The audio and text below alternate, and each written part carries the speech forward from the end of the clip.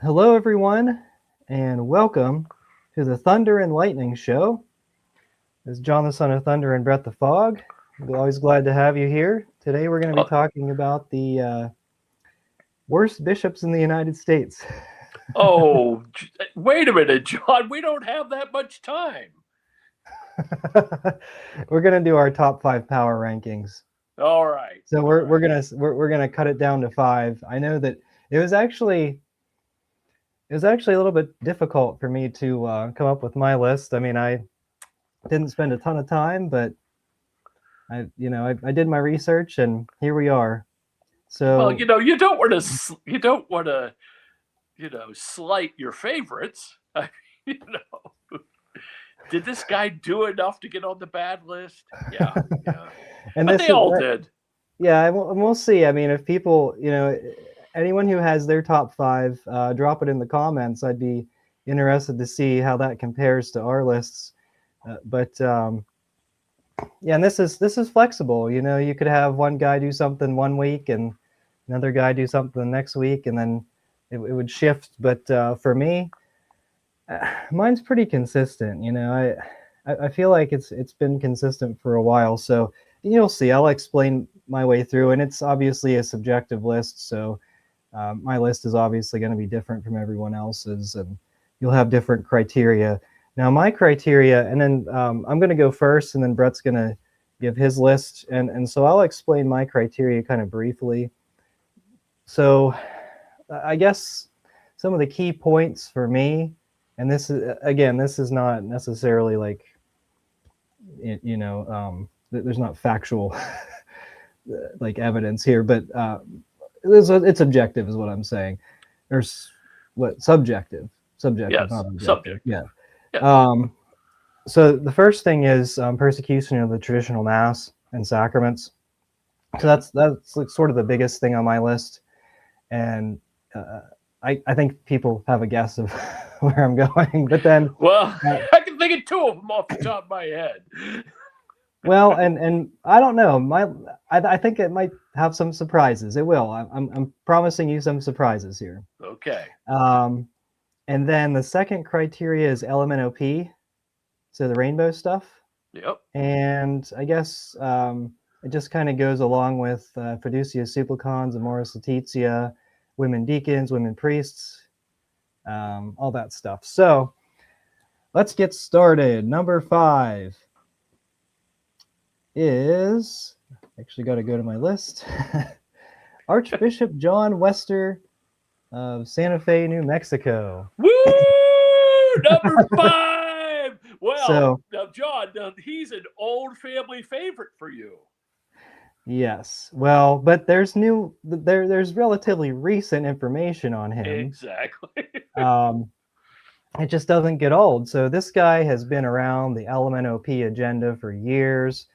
Um, and some of the criteria I didn't mention, obviously, there's many things that make you a bad bishop, but he's very much into the eco stuff. But during the virus shutdown, I'm not going to forget that. A lot of people do, but I don't.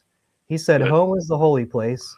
He locked his churches down like everyone, like every other bishop. But then he didn't open back up, even when the Democrat governor of New Mexico said, "Yeah, you're fine to open up at 10% capacity, and some of the churches are big, and so you can fit a lot of people in there at 10% capacity." And honestly, Well, there's not that's that like, many people going anyway. So, right. I'm about to say that's like full capacity, isn't it? 10%?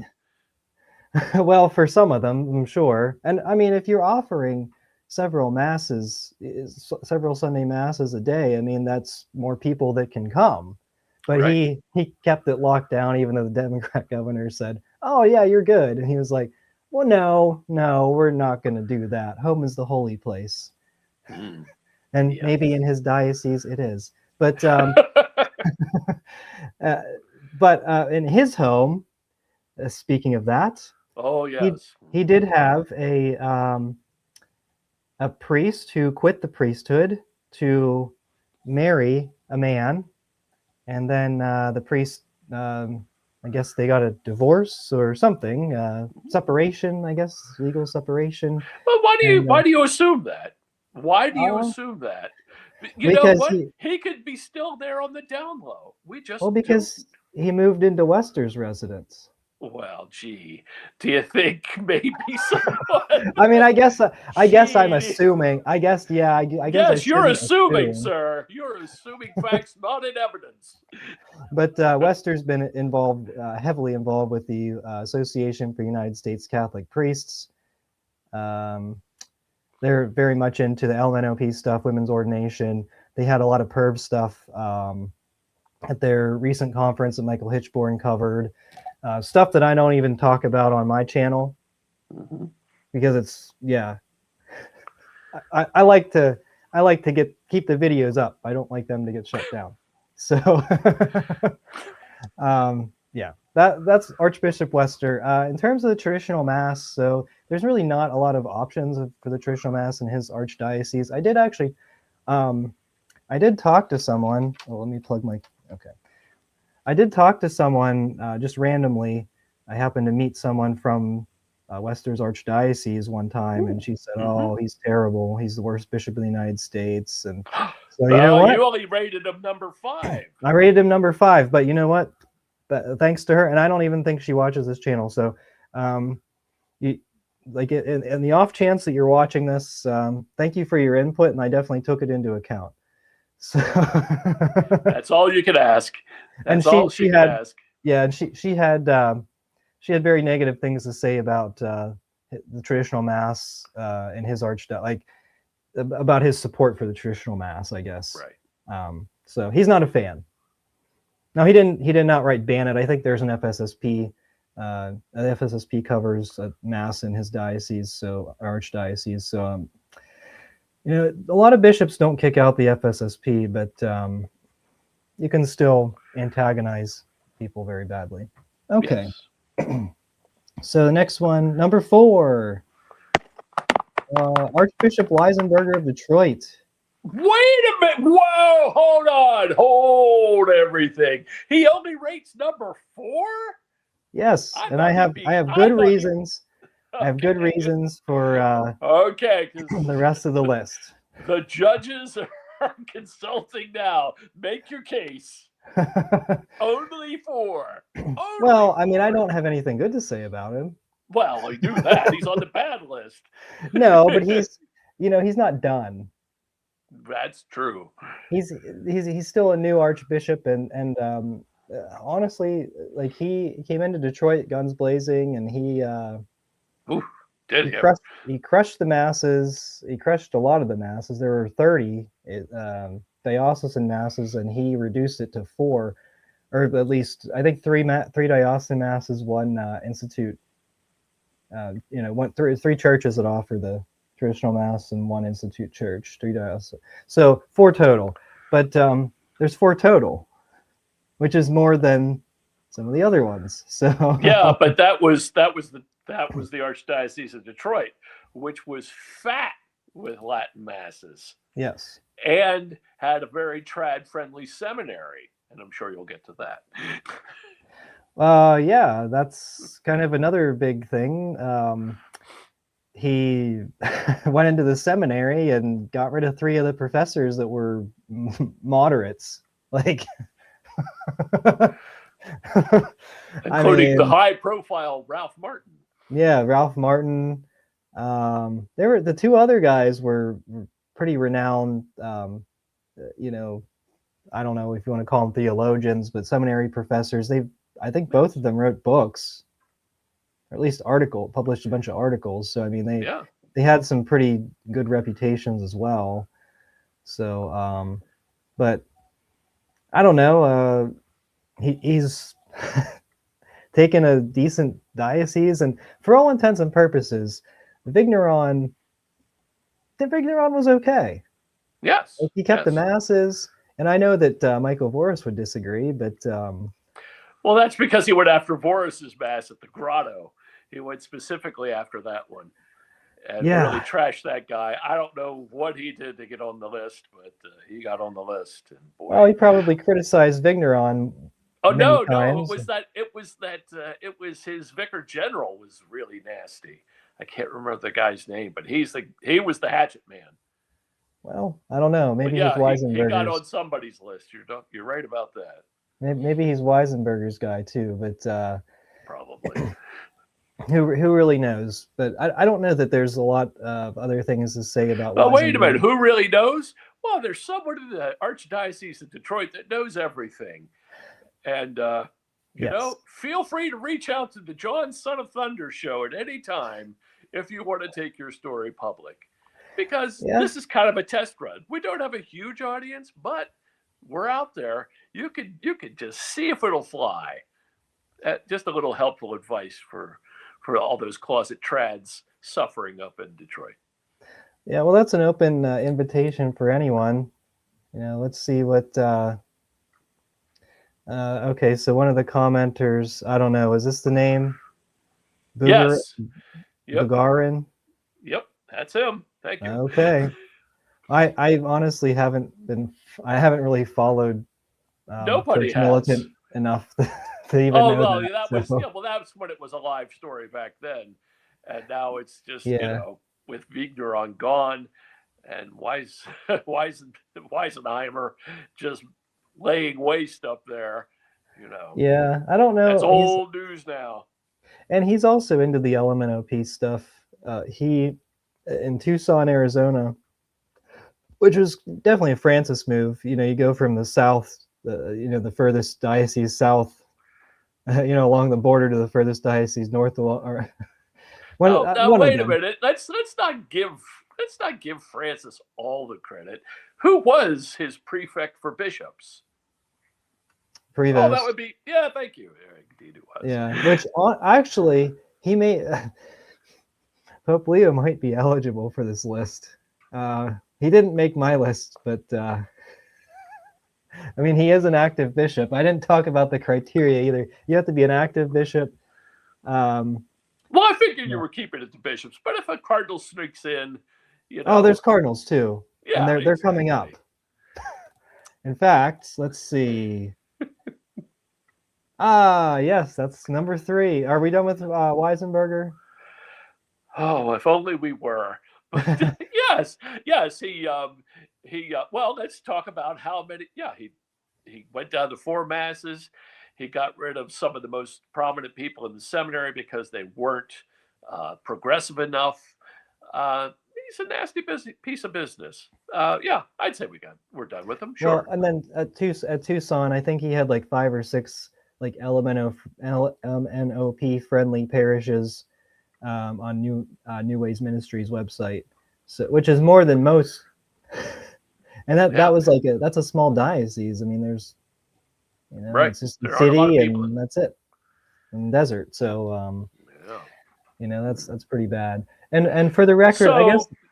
Go ahead. So you're saying that there's even some LMNOP stuff coming up from Weisenberger, more than likely. Yeah, Are you willing to make that prediction? Oh, I don't know. There's also like the email scandal that he would like send emails and then he'd say delete after reading or something. Because he's honest and transparent, I guess. Yeah, it seems like a good guy to work with. Now I do want to kind of qualify this because I didn't cover this at the beginning of the segment. Is like, these are bad bishops. Like, these bishops are guys that are enemies of the faith, and it's one thing to just say like, oh, we'll talk about bad bishops, but it's another thing to say like, no, these guys, like, if there's priests or bishops out there, you need to outright reject these guys. Like, you need to call them to repentance. And really, a pope needs to suspend these people. Well, and then someday we'll excommunicating if they don't, if they don't retract their heretical statements and their attacks on the mass. But anyway, again, it's from your lips to God's ears, sir. Yeah, it's subjective, but that's what really needs to happen. So we're discussing this as like based on the integrity of the Catholic faith. Anyway, Right. You said about Cardinals. Well, number 3 on my list, Cardinal McElroy, Yes, Washington the D.C. Mac, the Big Mac. He shouldn't Love be a him. Cardinal. No, he There's lots shouldn't. of things that disqualify him. I mean, Cardinals have to be interested in defending the Catholic faith, and he's intent on destroying it. Where do we even start? I mean, this guy has just been completely off base. Every statement I've seen him make has just been terrible. I think there was an interaction with Bishop Strickland at the one of the USCCB meetings a few years ago, where McElroy opposed a pro-life statement on behalf of the USCCB. He said, "Oh, abortion is not the preeminent priority of the politics of the USCCB," and I believe that, but it should be the preeminent priority. Well, And actually, if you don't have the right to life, you don't have the right to anything. yeah. So I mean, he completely, and then I think he openly criticized Trump. I mean, enough. Yes, several times. Staying out of politics. I know that there's, I feel like there's Wait a minute. Now, wait a minute. him. McElroy doesn't stay out of politics. Today, yes. Him and his two amigos, Cardinal Tobin and Cardinal Cupich, put out a very political statement about immigration, criticizing Trump. So, yeah, they're not too worried about staying out of politics. Well, their statement was also like anti-war. So they were very. So it was talking about the conflicts, the global conflicts, and they mentioned Ukraine, and I said, I have a video on my channel of McElroy saying exactly the opposite, saying. Because he said, "Oh, we're very concerned about these global conflicts, and we need to stay out of this stuff." But I have like 3 years ago, I have a video clip, and I can post it. I'll probably actually cover it in the EVTN news segment of McElroy saying, "I'm usually anti-war, but we need to fund Ukraine and give them weapons to defend themselves." So there you go. Oh man. So he got a little just war on us. He changed his mind. Well, his mind was changed for him. I mean, talk about integrity. Doesn't have it. He was moved to Washington D.C. to cover up for McCarrick. He's known as one of the McCarrick Cardinals. There's three of them. Three of them together. Well, 4, but one was retired, and yes. What would I say? Regretfully retired Francis regretfully accepted his resignation, Cardinal Wuerl. But yeah, the three active McCarrick Cardinals banded together and released a joint statement today. But that's what's Vigano. Vigano said that McElroy was one of the McCarrick bishops, and you'll see that McElroy supports LMNOP. He supports the ordination of women. What else? If it's bad, he supports it. Well, let's talk about some details about McElroy. I have followed Father Michael Bryce. Father Michael Bryce is a priest in the Archdiocese of Washington.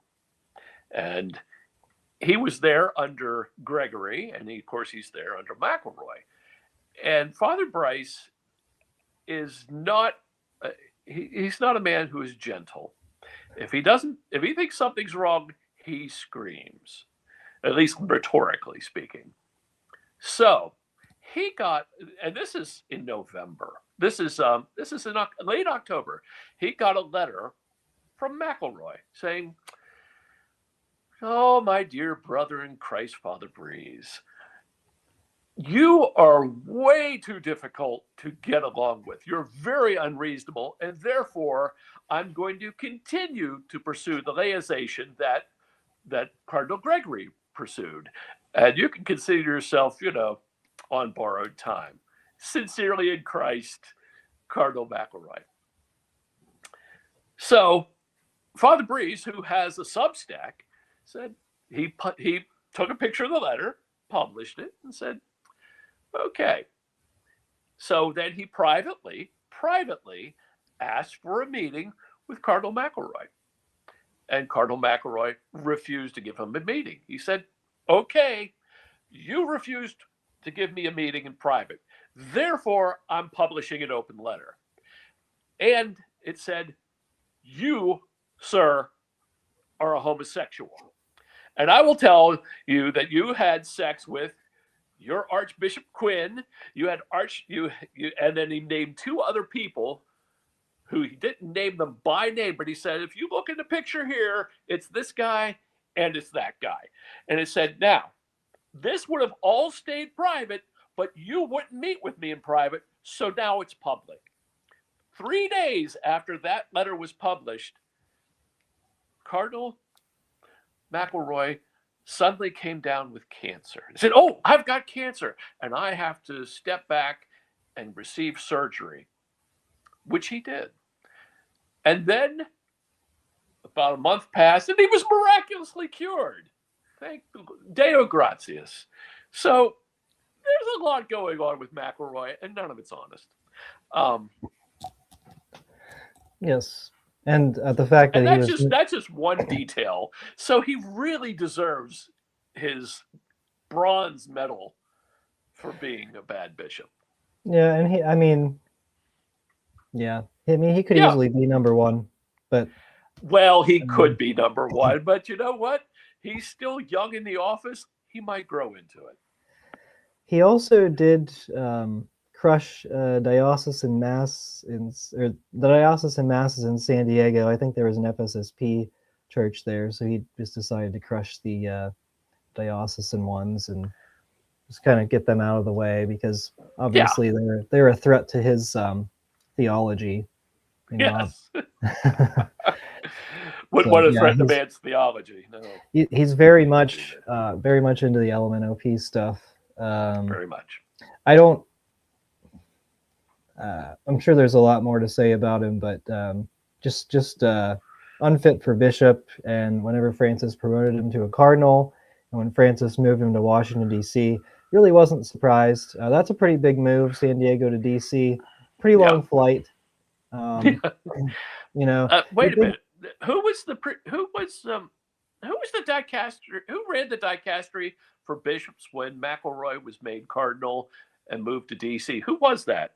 I don't remember. I think it was the last guy who was in the position.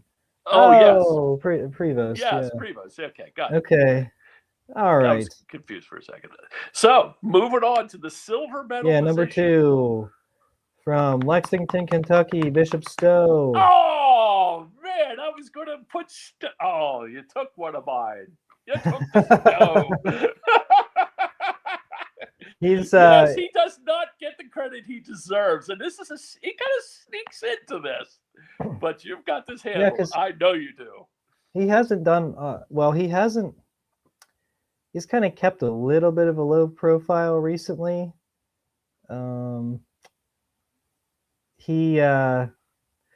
So he's very much into the LMNOP stuff.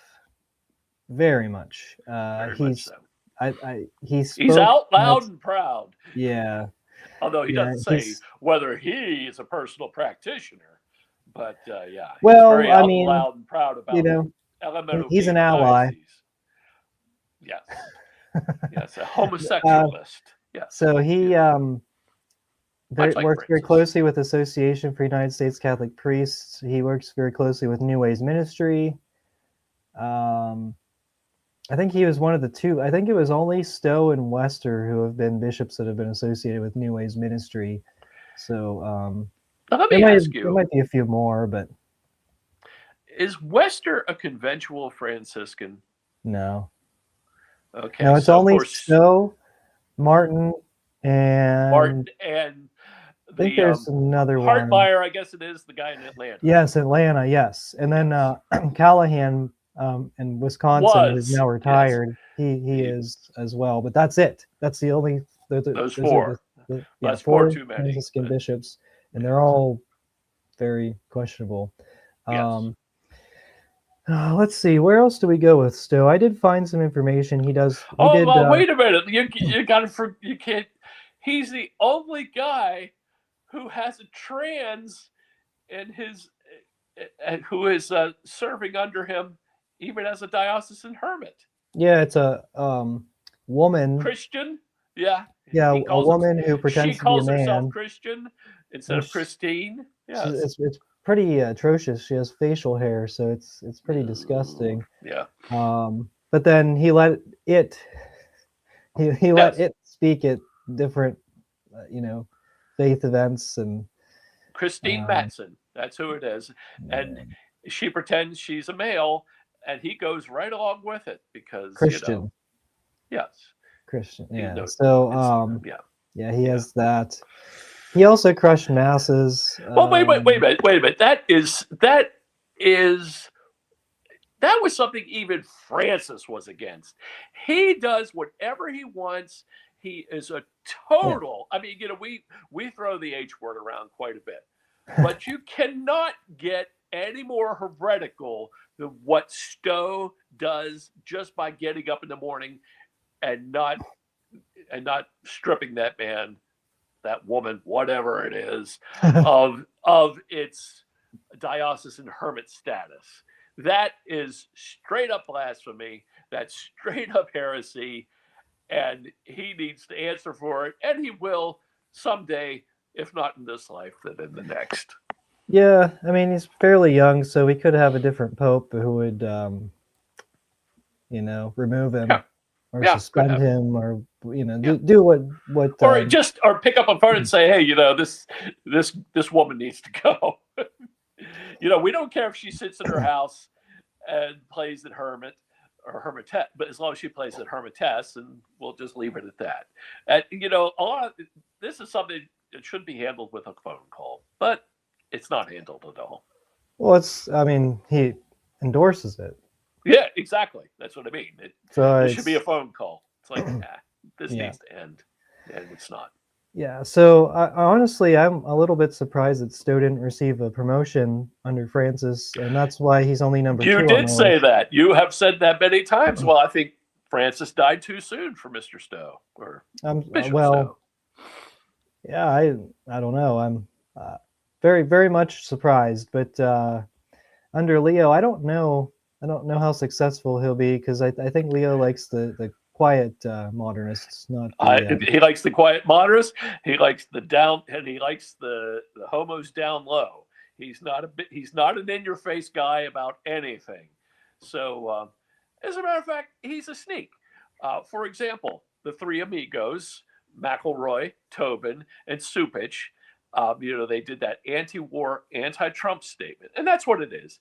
And why they're doing it, and like you say, McElroy totally did a 180. Why? Because he was told to, because they are serving, believe me, they are saying what the Pope wants to say, but he wants to be able to deny it.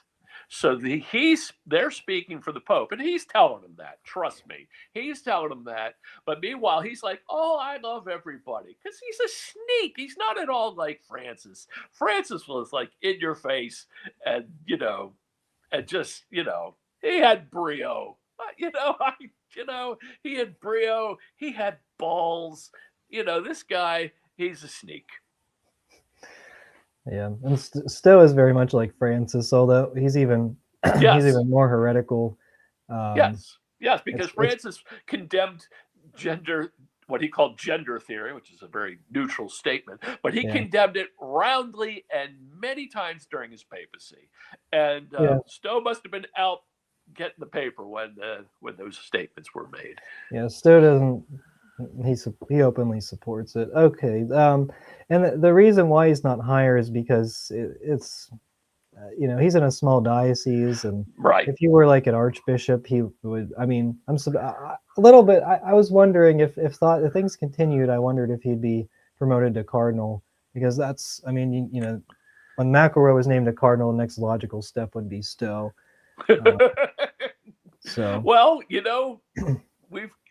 Well, that just on a side note, is the Chicago seat and its usual hat going to go to Barron?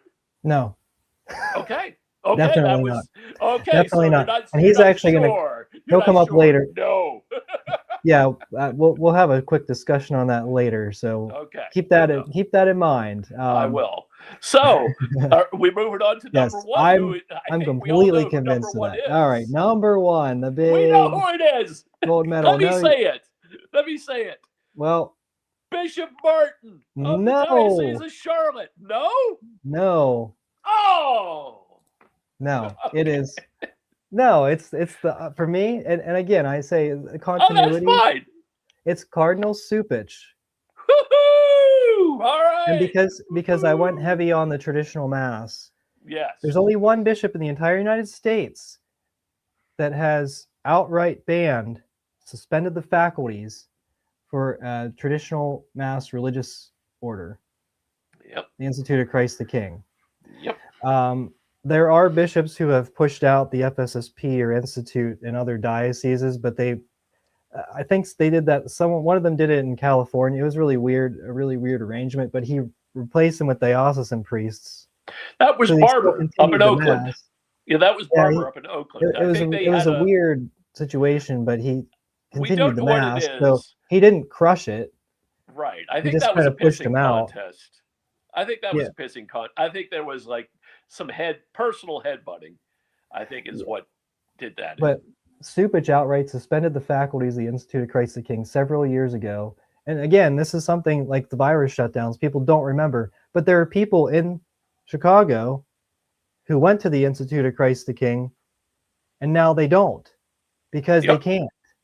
Yep.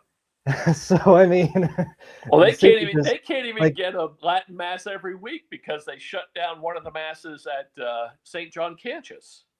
If you'll recall, they have to have a Novus Ordo once a month. The first Sunday of every month, they're required to say only the Novus Ordo. They can't say a traditional mass. He came up with an arbitrary restriction on that. I mean, wait a minute. I'm sure that's in Sacroilium Concilium. I'm sure it is. I'm sure it is somewhere. If you read really, really carefully, I'm sure it's in there. Well, I mean, he had close access. No, Cupich had very close access to Francis, and he undermined the USCCB initiative to investigate McCarrick in 2018. Mm-hmm. He is closely associated with McCarrick, per Vigano. Yep. And I can't even remember everything off the top of my head. He hates the mass.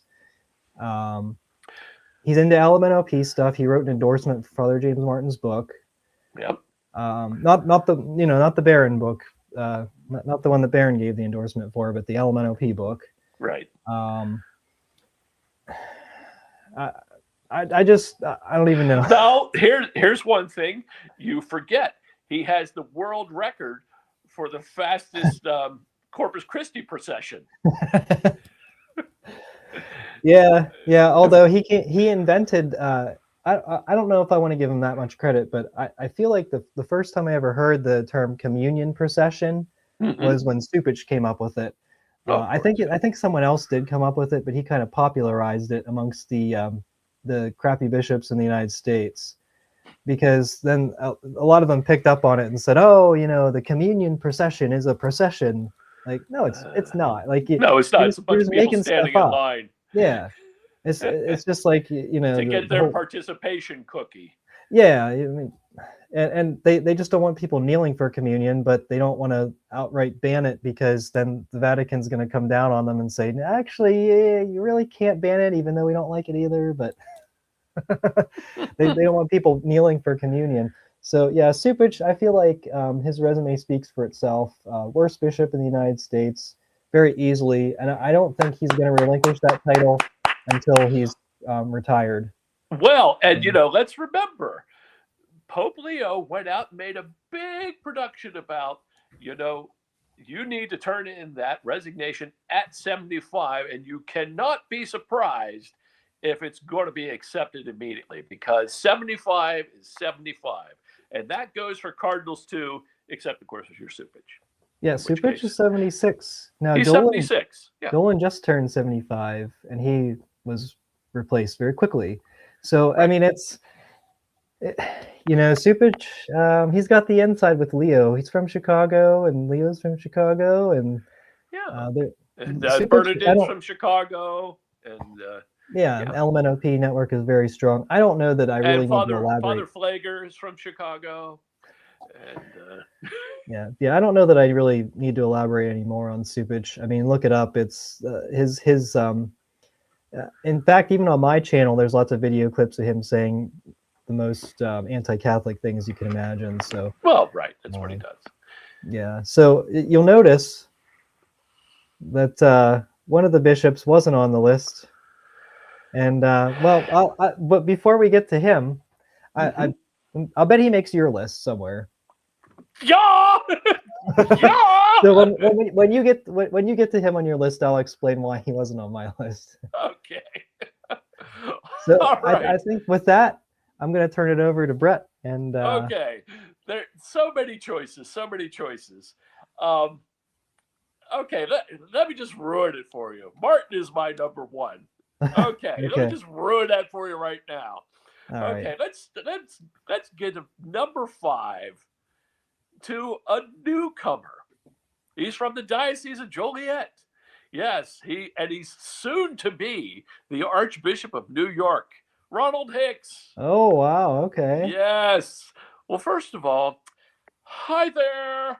I'm going to be the new Archbishop, and I like the Bears, and I like the Cubs, but I can like the Yankees too because that's the kind of guy I am. He lisped.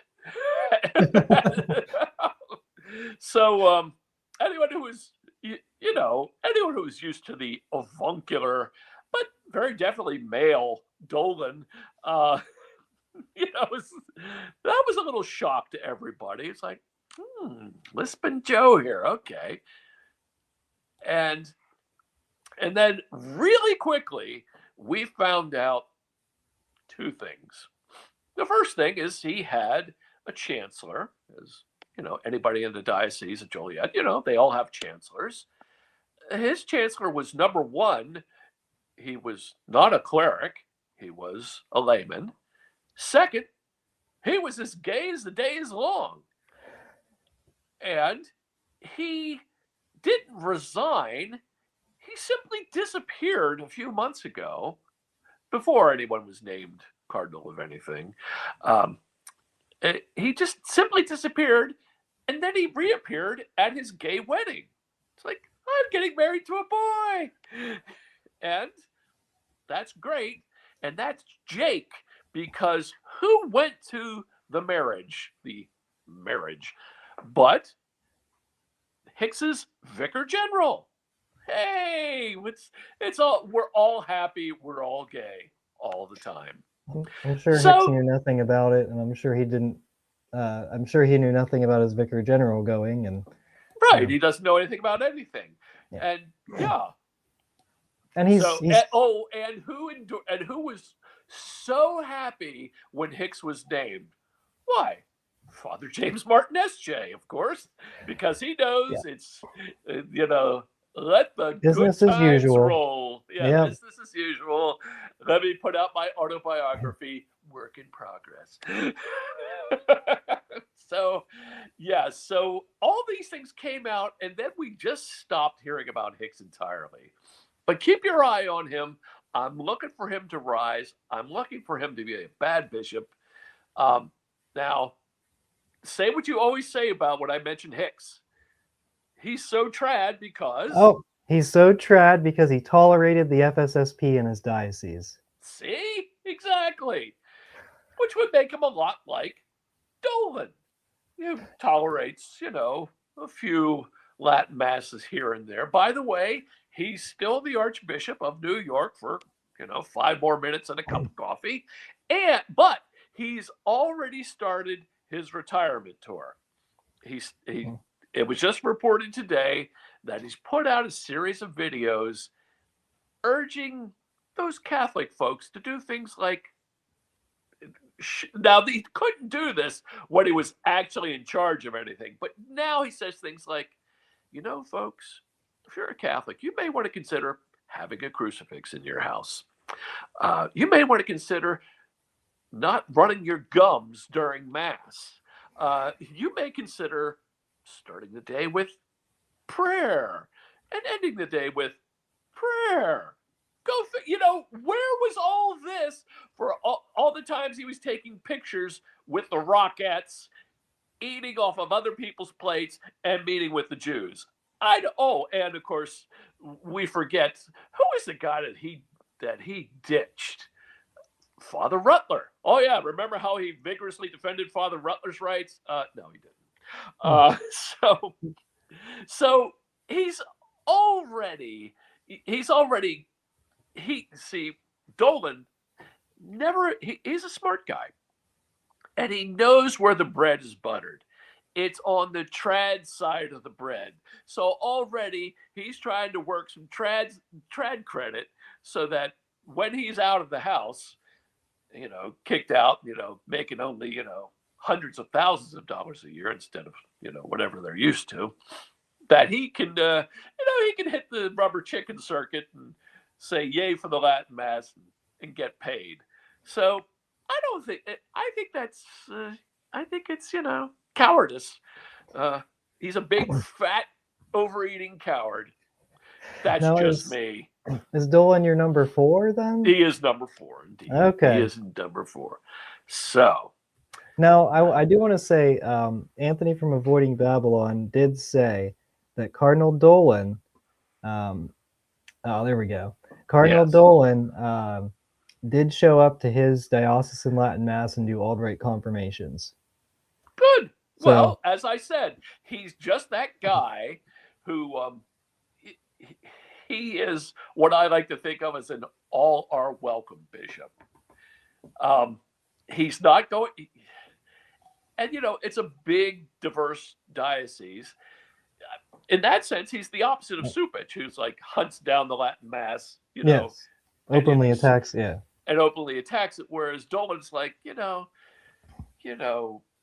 trads are Catholics, progressives are Catholics, Jews are Catholics. He's that kind of guy.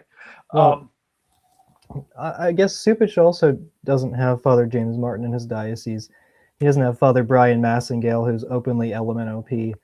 Yes. He doesn't have confirmation. I don't know if I actually think that confirmation of the LMNOP ABC news anchor, whose husband was his sponsor, but I don't even know if that was actually valid confirmation, because the priest just kind of held up his hand on the guy's head.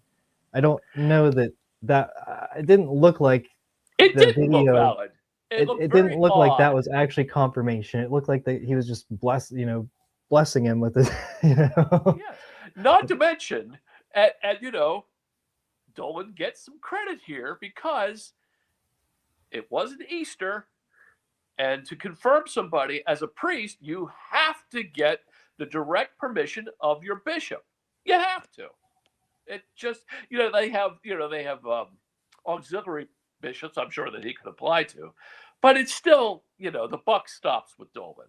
And as you said, you just pointed out, and of course they have the Stonewall Mass every year.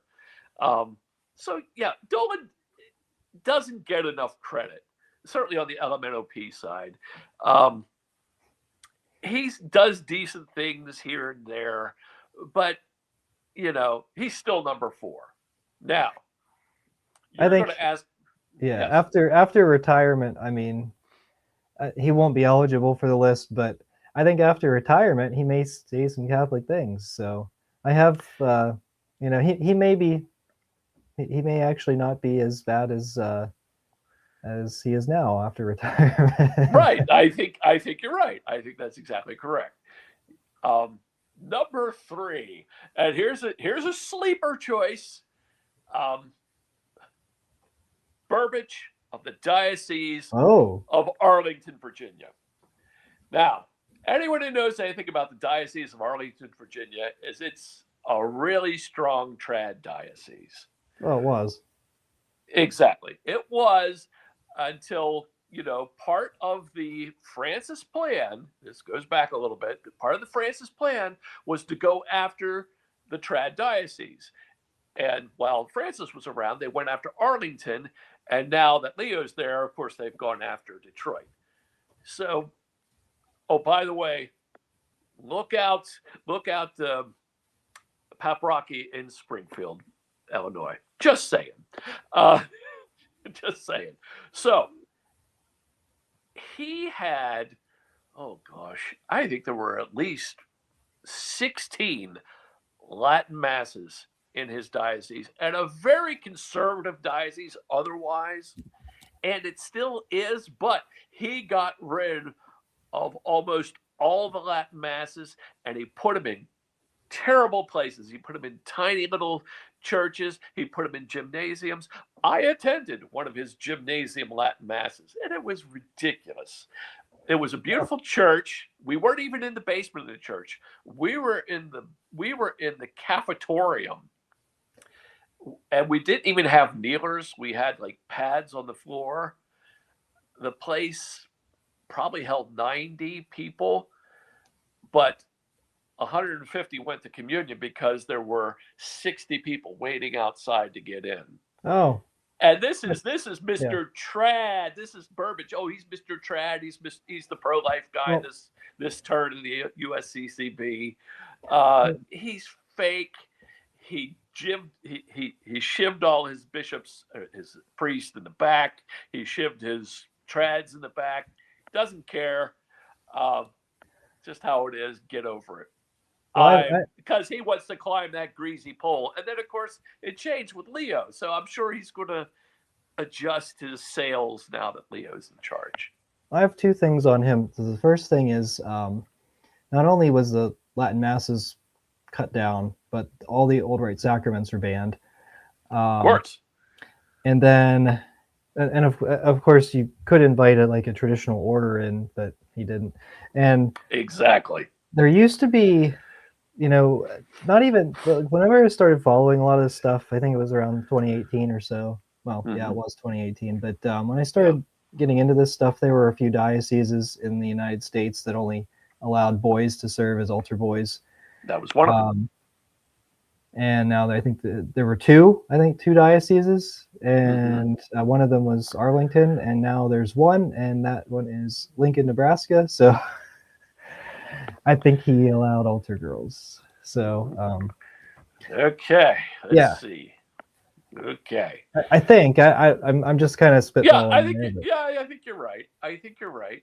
So I got to spitball a little bit on number 2 because we know who number 1 is. I mean, there's no question in my mind who number 1 is.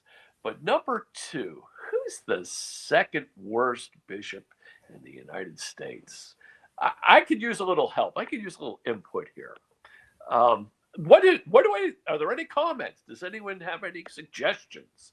No, not yet. Okay, they're very quiet. I think they're just they're waiting with the anticipation. Yeah, with the anticipation. Yes. I have lots of names that I didn't talk about. Well, let's throw it in there. Let's see if we'll go. Give me a name. All right. Let me look at my list of ones I didn't talk about. Yeah. I gotta pull it up. 1 second here. Okay, so one that's a little bit off the wall. This probably won't make your list. Cardinal Pierre. No, he's not a diocesan I was bishop. thinking of Cardinal Pierre, soon to be gone. Deo gratias. Yes. Do you want to go with him? Absolutely. How else could we have all these bad bishops without the active connivance of Cardinal Pierre, who also helped get rid of course, of Archbishop Vigano as well, who, of course, was the nuncio to the United States at one time. And, of course, yes, exactly.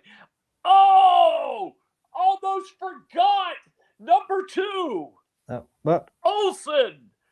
Olson of Fort Worth, Texas. Yes, I hate him with a true hate. I hate him with the hate of 1,000 suns. Oh, he's so fake and he's so nasty. He's so greedy and grasping. He looks like a clown with a red nose and I hate him.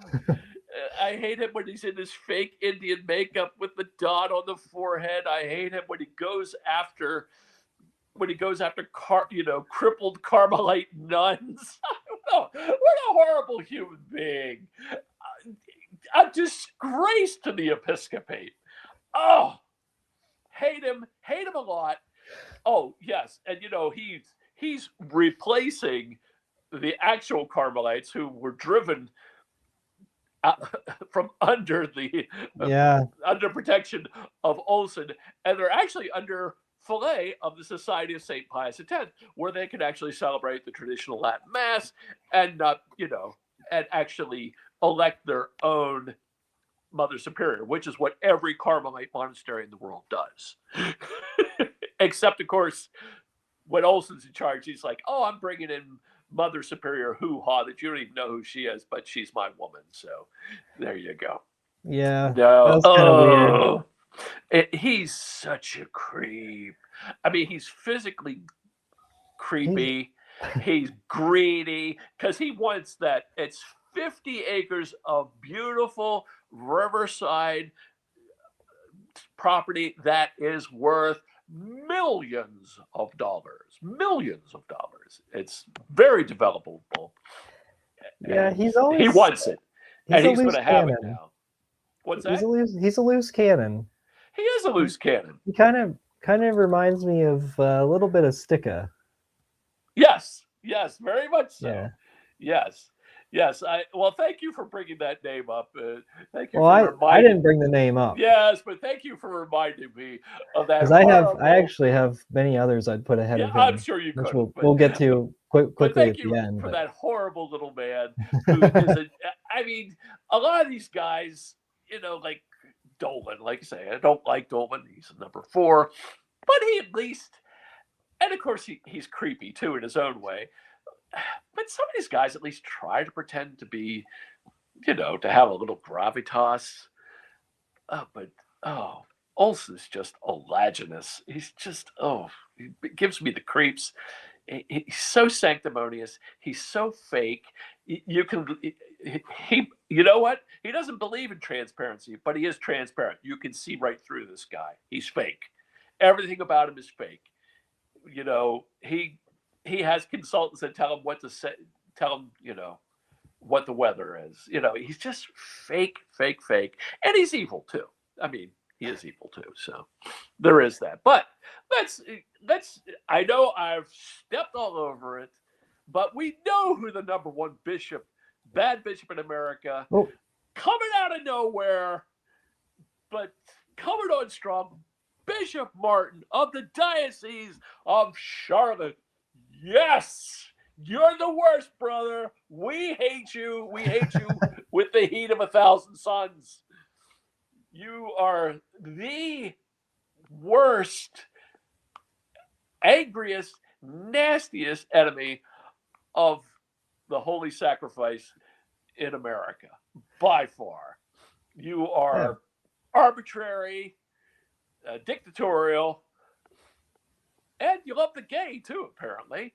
One of the things he's not getting a lot of credit for is he's promoting a guy who Hugues put on the shoreline because there have been years and years of complaints about this guy being a perv.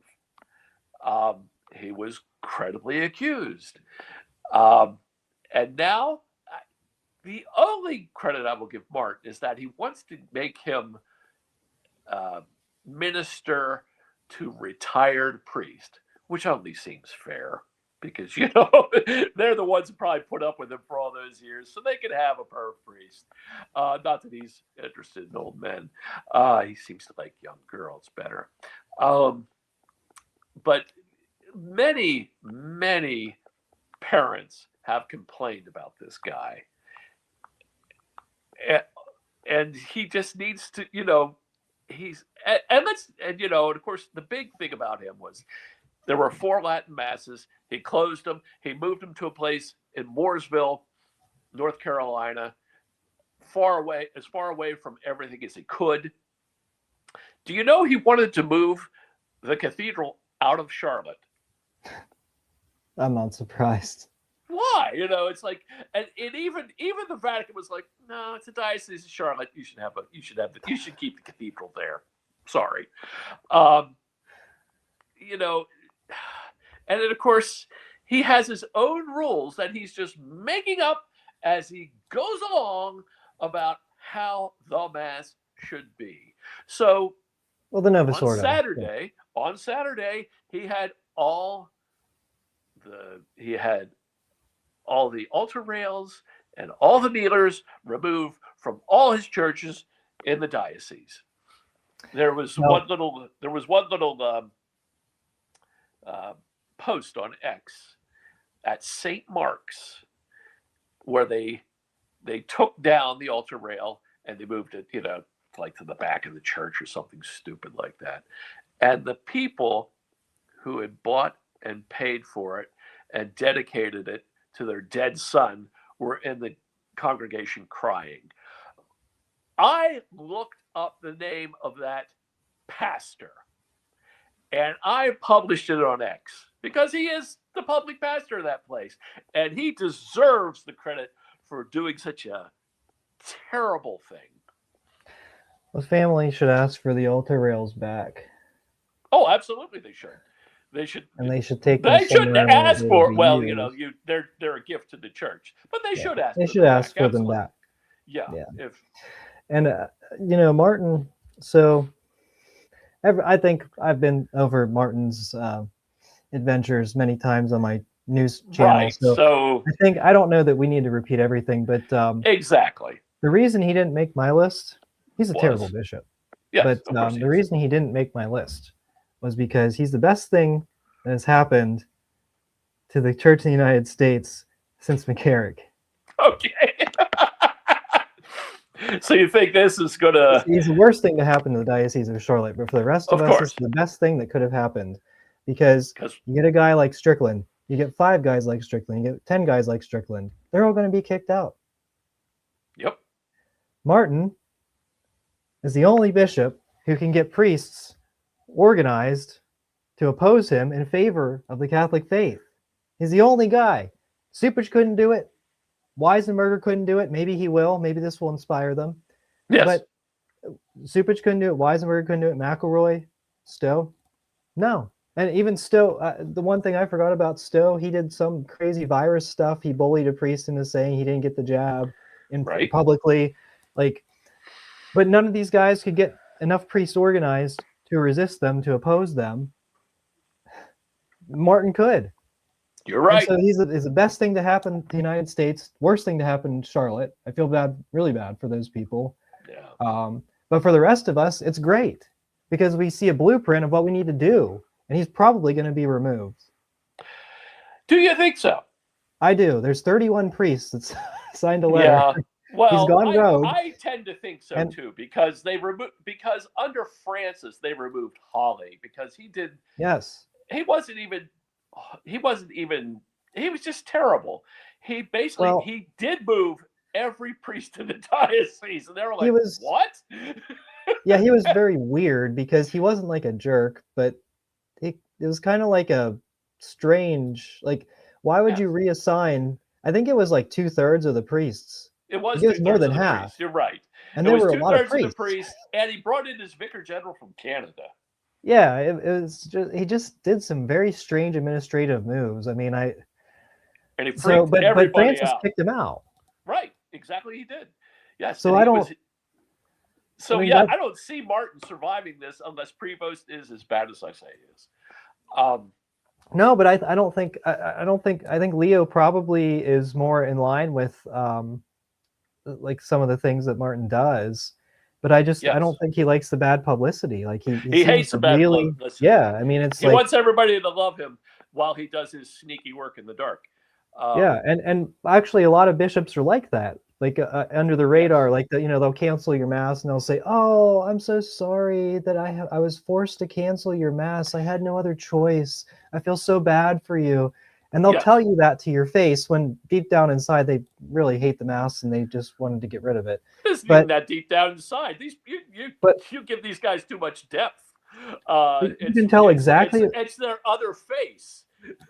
Yeah, You and know, a lot of them are sneaky and like yeah, manipulative, and people buy right into it, and that's what I'm just kind of like. Look, he canceled the mass. I don't care if he apologized for it. He still right. canceled your mass, and he Yep. banned you from the sacraments. And Yes. so, Oh, and by the way, as you pointed out at the beginning of this podcast, that's true for everybody in the world. Your bishop, who even Bishop Good Guy, canceled your mass and banned you from the sacraments during COVID. And you, and I think maybe two bishops in the world have apologized. one of them, Strickland, he Right. doesn't even One have of a them was Strickland. diocese. Right. So, uh, but Martin, he just went full speed ahead. He's very transparent. Yes, he You can is. you can tell exactly what he thinks. He hates the mass. He hates the people that attend it. He hates everyone. He hates his priests. He hates Yeah, the he hates Catholic his faith. priest. Yes. I mean, It's what else yeah, can you say? Like, but right. but he's the best thing that's happened to the United States because we've got opposition. 30 You're priests right. publicly, 31 priests publicly opposed him. And Yep. then, oh, but almost half of the priests, there's another 30 priests that privately oppose. Yeah, cowards. Yeah. No, You they have didn't. numbers, join them, Right. right? Yeah. They, I mean, it's like piling on at the end of World War II. Oh, we're gonna join the good guys and win the war. Okay, great. So like, yeah. Russia's going to join the fight but against you can Japan do that. 6 days before the end of the war. Yes. But you can do that Yes. because these guys already signed their names to it. So sign your names to it. Be done with it. Who cares? Your reputation's not on the line. All the other what is he gonna do? Get rid of half the priests? No. Well, And if he and that's does, right. then he's going to be gone. Right. Exactly right. No, you're absolutely right. And we're finally getting down to, we're getting closer to nut cutting time. We're getting down to, like you say, if you can get this many priests to argue with their bishop over, you know, this is ridiculous, and this is a ridiculous thing. That's what it's going to take. It's going to take the priest. These priests have to defend themselves because the bishops aren't going to do it. The bishops, for those who don't know, the bishops don't care about, not only do they not care about individual priests, they don't care about priesthood. They, as long as they consider themselves, they're the only priesthood that's really needed. They might need a few guys to run around and do confessions for the few people that still go, and maybe they can have like a flying corps that will go out and give the last rites to the dying. But short of that, they don't need priests at all. And they would just as soon have the priesthood of the laity, including the ladies, to do it. They really want to throttle the priesthood really hard. And and if that's news to you, well, I'm happy to deliver the news. These priests, they hate the faith, and they hate the faithful, and including their own priests, and including the actual priesthood. They don't believe in the sacraments. There you go. See, they don't. Okay, so I wanted to go to um, here's a kind of a little preview of bishops who are into the There they are. elemental peace stuff. Yes. It's not all an all-inclusive list, but I just wanted to kind of talk a little bit about other bad bishops that didn't make our list. Right. Didn't quite make our list. Some of them did. Cardinal Nighty Night Tobin, he's definitely part of the McCarrick network, and he had an Italian male model living in his rectory, so that's never good. Let's see who else is on the list. There we go. We'll make it a little bit bigger. Bigler's retired, isn't he? I don't think so. I think he's still. Okay. I think he's Is he still still in out there. and And about? actually, I don't know that he's approaching retirement age yet. I'm surprised he didn't get promoted, but Oh, there's your boy from Phoenix. yeah, Dolan. At that point, Yeah. whenever he signed this statement, he was auxiliary bishop. Haven't heard a lot from him in Phoenix, but You're he's keeping kind your of. eye on him. Yeah, we'll see what happens because he might be one of those under the radar bishops, and if he's sneaky enough, then maybe he'll get promoted. Although Phoenix is a very large city, I think it's like the 5th largest city in the United States or something. Yeah, it's up there. Yeah. And some of these bishops are now retired, but Mhm. you can kind of take a look at these There's guys. And yeah, there's Stowe's on the list, and who's the guys on the bottom? I think they're all a bunch of retired. a few of them are retired. I think one of them has gone to his judgment. Oh, there's Weisenberger. Woohoo! Yeah, There he is. Weisenbergers. Yeah, at least Gumbalton's one. deceased. Yeah, yeah. Yeah, yeah. So he's Ben's deceased. gone to his judgment. That's, oh boy. Okay, well, not looking great for them. But anyway, all right. So because we did that, I just want to go quickly over a few other names. Absolutely. And again, this isn't all inclusive. Okay, I talked about Tobin, and I don't want to go crazy with this, but Bishop Eifert of, is it Covington, Kentucky? Yes. Mm-hmm. Yes. He actually, I was considering him. He'd probably make a top 10 because he's into the LMNOP stuff. Mm-hmm. He also shut down, is it the Missionaries of St. John the Baptist, or yes. Yeah, he shut them down because of a video clip that he saw in one of those sermons or homilies or something. Yeah, they said something bad about Vatican II. Well, no, I think they said something about like how, because they go to the traditional mass, the Novus Ordo isn't relevant to them or something. And then he was like, oh, and he got really offended, but it was a video clip completely taken out of context. And he overreacted to it and shut them down, removed their faculties. So he's pretty bad. Whatever happened to them? Did they move somewhere else? Or I think they're still operating and doing like private retreats. So I hope they're able to like fund themselves, because it doesn't seem like they would be if they're not offering public mass. But right. I don't know. There is an SSPX chapel just down the road. So yeah. A priory, actually. So you get daily mass. Nice. And nice. Yes. Yeah, so that's pretty tough. That's why he that's why he gave them that's why he gave his diocese a diocesan mass after he shut those guys down, because the SSPX was going to take all his parishioners. So yep, exactly. Yeah. Okay, the next one, Archbishop Joe Vasquez of Houston. So a little bit of background on him. I believe he was in Austin before he got promoted to Houston. Austin, did they have the traditional mass at the cathedral in Austin, and he banned it?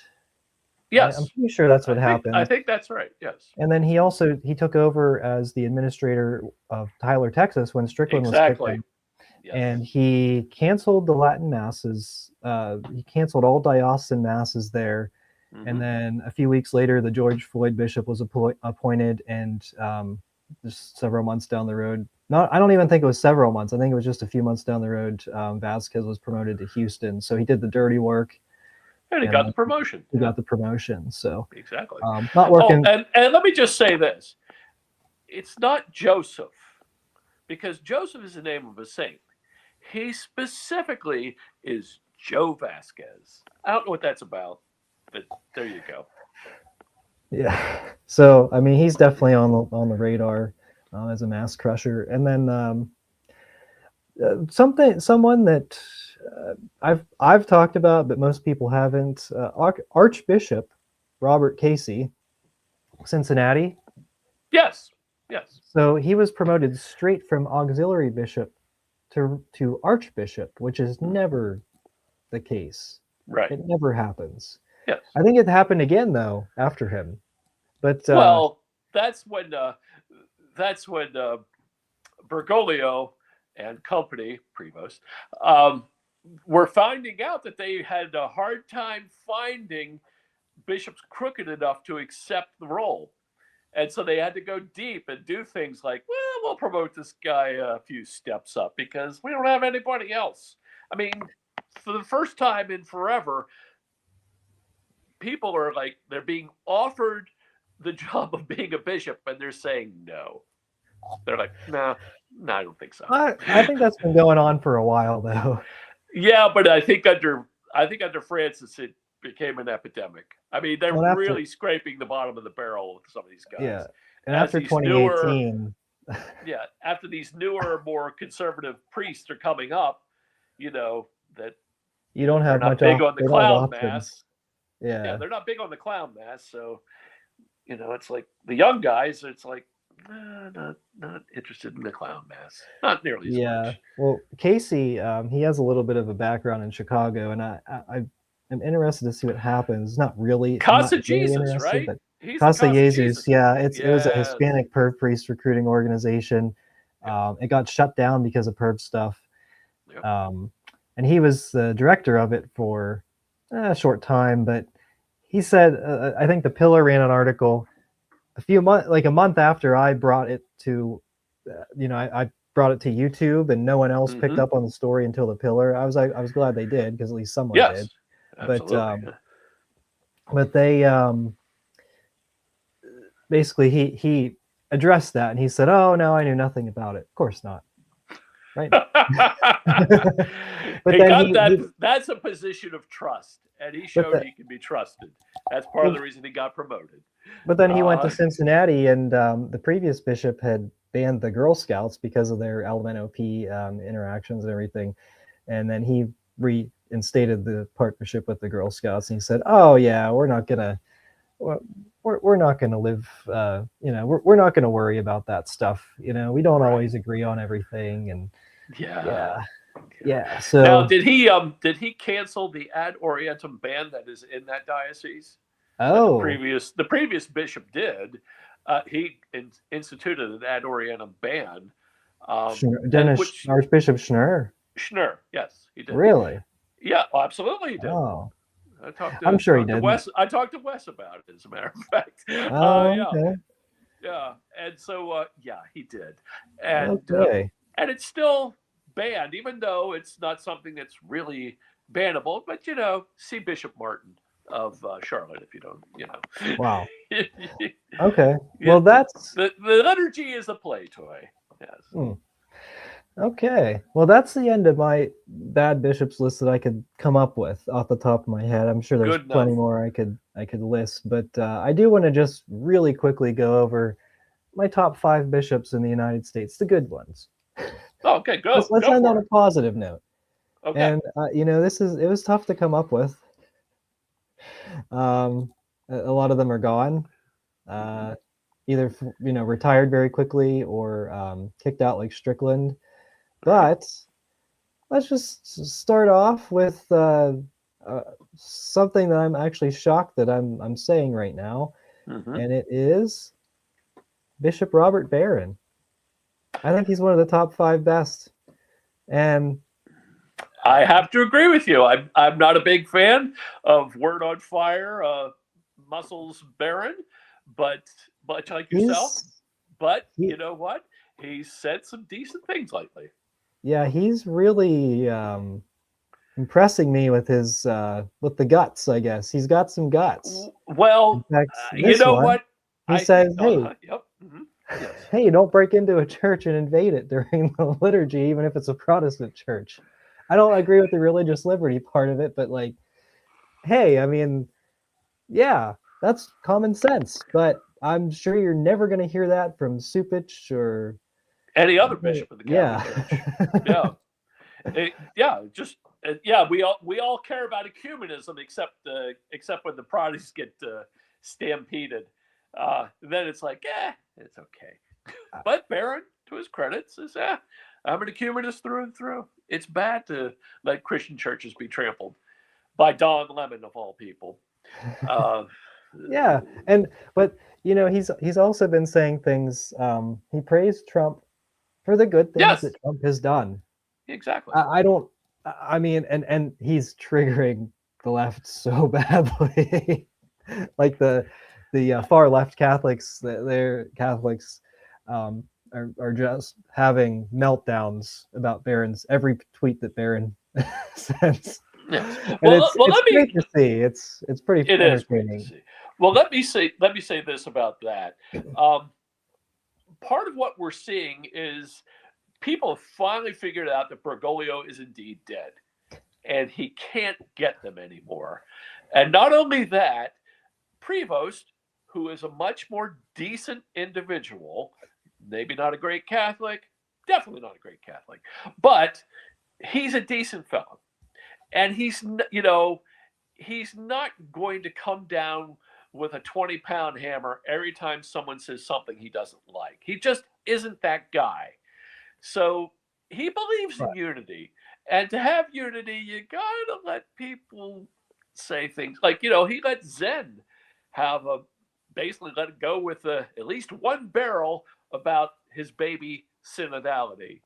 Um, um, Schneider has been quite chatty lately about the Latin Mass and what he thinks should be done. And no one's getting canceled because Bergoglio is dead. So I think Barron, and plus these guys, Prevost doesn't like to let people know where he stands, but these guys are taking the hint and they're moving in a different direction now. That's my take on it. Well, I do think that's still enough to get Barron blacklisted, and he will not be named a Absolutely. cardinal under Pope Leo. Okay. Well, because And as long as this Supich is around, yes. This is my call because Pope Leo is a never Trump Pope. He was Yes. elected to be a never Trump Pope. He doesn't like Trump. True. And at least as long as Trump is president, Yes, I Barron agree. is not getting he's not getting promoted to another diocese. He's not getting named a cardinal. Really? No. Wow, Even that's though the interesting. Chicago connection is real, politically, Barron is a moderate politically. Yes. Right. Leo is a leftist. Yes. They're not good. They don't agree on politics, and it's you have to at least quietly oppose Trump.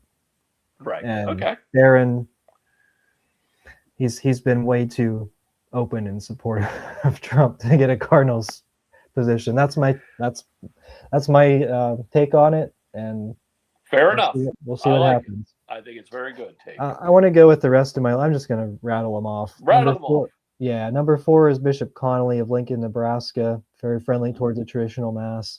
Yay. Number 3 is Paprocki, Bishop Paprocki of Springfield, Illinois, also very friendly towards the traditional mass, and he essentially called out McElroy as a heretic a few years ago. That letter has since been deleted, from what I could see. Archbishop Corleone is number 2 of San Francisco. He's friendly towards the mass, and he's pro-life. Yep. Which can't be said for a lot of bishops. Exactly true. And then number 1, I'd say Archbishop Sample, very friendly towards the mass. So not only that, did he just made a big splash, because who was the bishop who got canceled because he wanted to get rid of all or welcome? Which bishop was that? Oh, no, it wasn't canceled. He just the Karens screamed at him, and the students of the parish council screamed at him, and he said, never mind, just kidding. Yeah, that was the Bishop of Jefferson City. Bishop McKnight, Sean McKnight. He got a promotion to, I think it might have been Nauman's. Yes, it was Nauman's archdiocese. And Nauman, who was very pro-life, was replaced by McKnight, who is a Biden bishop. Right. So that's just how it's been going. But okay, so Junior Sample, he just made the news this week because, just like McKnight, he decided to put out a letter about music at the Mass. And he said what would formerly be crazy talk in the Catholic Church in America. Every church in his diocese has to come up with a schola. Every single one of them. Every single one of them must come up with a schola. They're going to either do Mass 8 or, and I forget the other one, but they're going to do those in English. But they're going to do those settings. That is stacked. That's what he's asking them to do. Wow. And it's like, enough of this. We have the greatest liturgical music in the history of the world, and we're going to use it. And so I haven't read the whole letter yet, but I'm going to, because I could use a good charge, and I believe that 100%. But yeah, he said, now, will it just go by the wayside, or will he actually take his priest and pastors to task and say, we're going to be dropping by, and we want to hear Mass 8 in English at your church? Well, So be and ready. You know, if that's what it's going to take. well, I mean, even if 25% of the priests take it seriously, then you're going to Yeah. have a really good foundation there. So, Exactly. That's what he's uh, trying to do. So, uh, and you well, know, that's good. it is a good thing. So, yes, I like him on your list. And I know we went long, but Yeah, thanks for anyone who stuck with us. yeah, yeah. That was long-winded. You know, we had a lot of frustration to let out. It's been, you know, a rough like 7, 8 years, 12, 13, 14. Yeah, it's been 14 years at So I least. mean, Yeah. Yeah, you we know, thought it was bad under Benedict. Ha, what did we know? Whew. Oh man. yeah, yeah. Yeah, it's not looking good, but as you can tell, there are some signs of hope, including Charlotte, Yeah. as much Well, as it like you might said, seem. Yep. yes, you're absolutely right. I'm taking your point. Absolutely. All right. But, Well, well, John, yes. thanks for the invite onto your show. It's Yeah. always great to be here. Thanks for your input, viewers. If you have any top 5 lists, please comment. Thank you so much for watching. This has been the Thunder and Lightning Show, and we are the laity. And we will not be silent.